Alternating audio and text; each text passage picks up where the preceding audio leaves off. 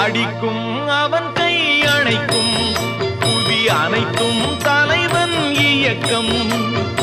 அடிக்கும் அவன் கை அணைக்கும் புவி அனைத்தும் தலைவன் இயக்கம்.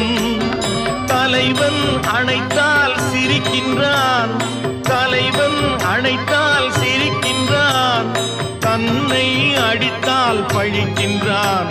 இறைவா இறைவா,